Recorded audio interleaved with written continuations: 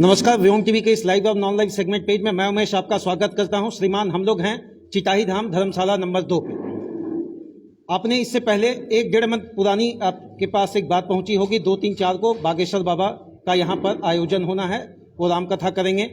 लेकिन अचानक ऐसा क्या हुआ, प्रशासकीय या प्रशासनिक व्यवस्था जो चरमराई या किस कारण, ये तो जानने का बात है, लेकिन अभी शॉर्ट समरी यही है कि बाबा का जो कार्यक्रम होना था वो रद्द कर दिया गया।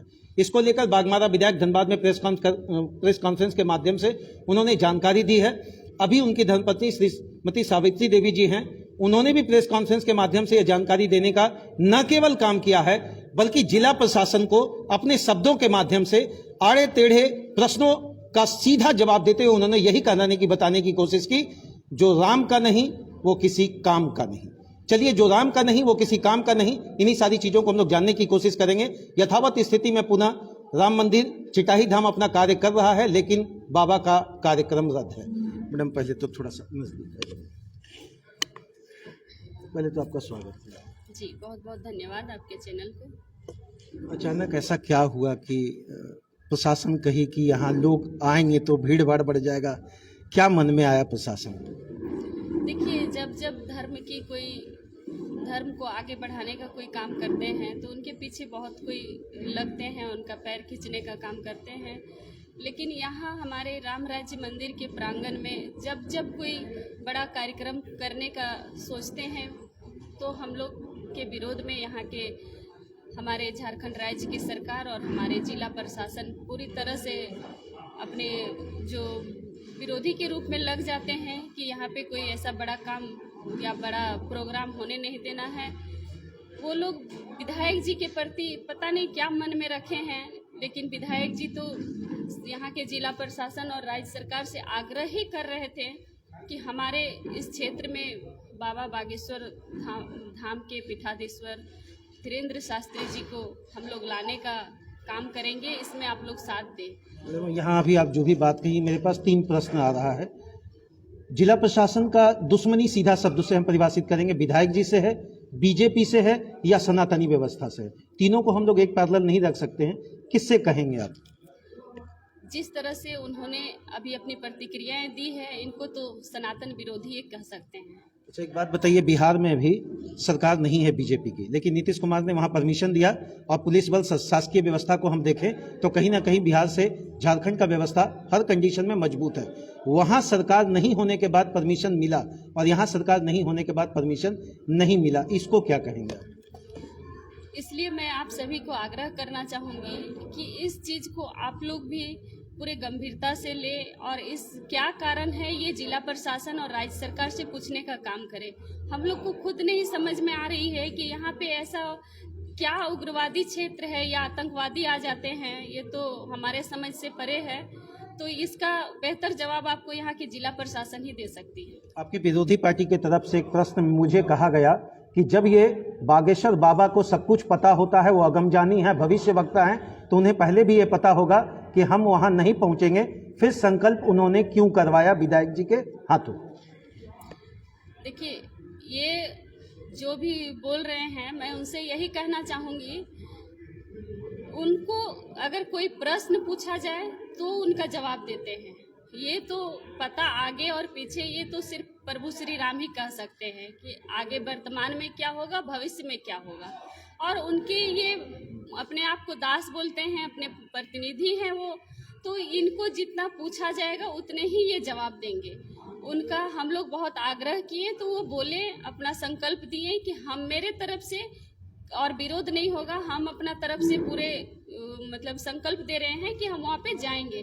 उस टाइम मैं भी वहाँ पे थी, वो संकल्प दिए, लेकिन वो ये भी बोले कि आप अपना उधर से देख लीजिए। अच्छा, एक चीज बताइए, जो भाजपा में नहीं है वो हिंदू हैं कि नहीं? क्योंकि प्रेस कॉन्फ्रेंस के माध्यम में आपने लगातार सनातन सनातन शब्द का आपने प्रयोग किया। जो कांग्रेस में है या अन्य पार्टियों में है, और अगर वो हिंदू हैं तो क्या वो हिंदू विरोधी कार्यक्रम को बढ़ावा देने में आगे बढ़ रहे हैं या रोक रहे हैं?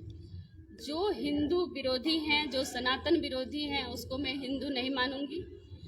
जो प्रभु श्री राम के कार्यक्रम में विरोध डालने का काम करेंगे वो हिंदू नहीं है, वो सनातनी नहीं हो सकते। क्योंकि जो अभी आपने बोले जो राम का नहीं वो किसी काम का नहीं, एकदम ये 100% सही बात है। जो राम के कार्य में विघ्न डालेंगे ऐसे व्यक्ति को मैं हिंदू नहीं मानती।